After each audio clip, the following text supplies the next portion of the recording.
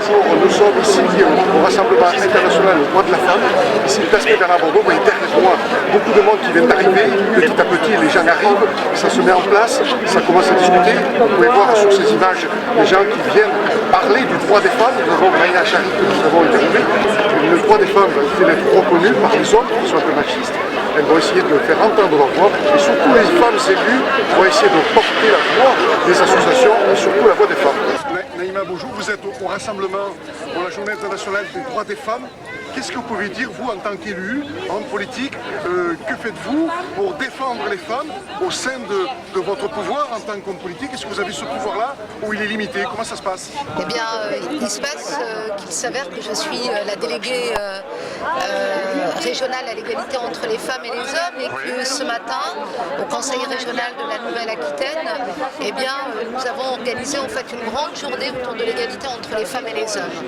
Donc, au mois de juin prochain, nous allons voter un règlement d'intervention pour faire avancer l'égalité entre les femmes et les hommes, mais aussi les droits des femmes, en ayant un souci d'accompagner les associations qui sont nombreuses ici. Je pense au CIDF, au planning familial, aux maisons des femmes. Donc la région Nouvelle-Aquitaine accompagne ces associations qui œuvrent au quotidien pour faire avancer les droits des femmes. Et puis la collectivité, elle mène une politique spécifique par rapport au développement économique, à la formation, à l'apprentissage.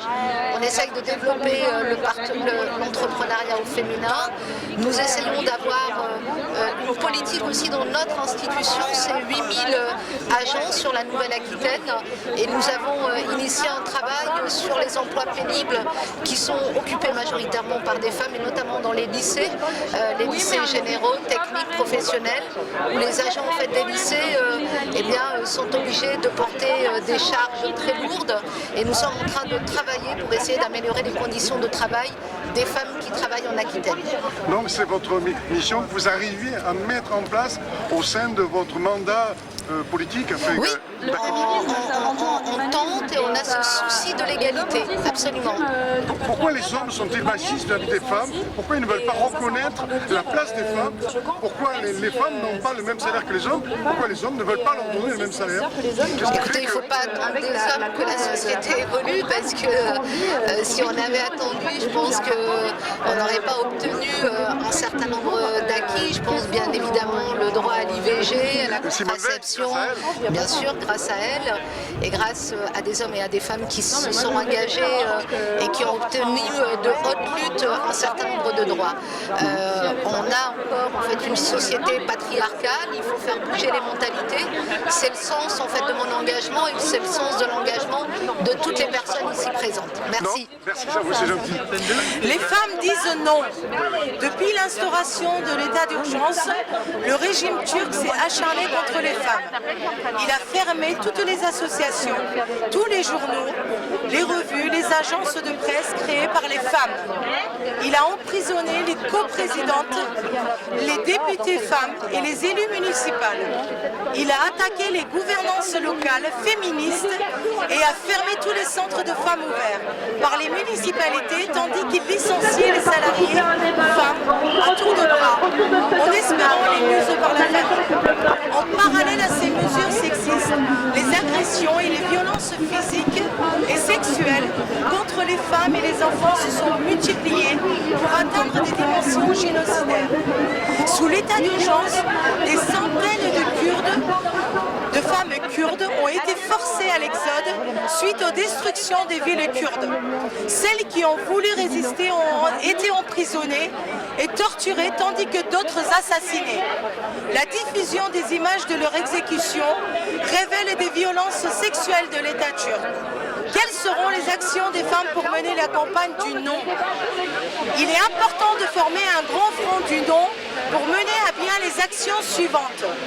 Des meetings et des réunions de sensibilisation de masse seront organisés à l'attention des femmes. Un grand réseau de travail sera mis en place afin de faire participer activement les masses féminines à la campagne du référendum.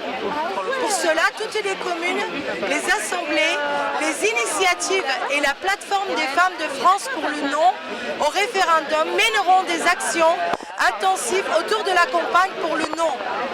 Il y aura également des initiatives pour envoyer des observateurs internationaux, notamment ceux d'AGI, en Turquie afin d'observer la campagne électorale et ses éventuels.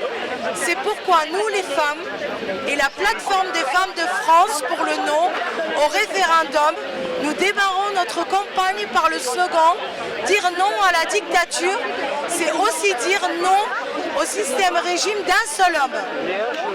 Nous, plateforme des femmes de France pour le non au référendum, nous allons renforcer le front du pluralisme contre le dictat de l'uniformisme, de la pensée unique et d'une seule voix. La plateforme des femmes de France pour le non au référendum.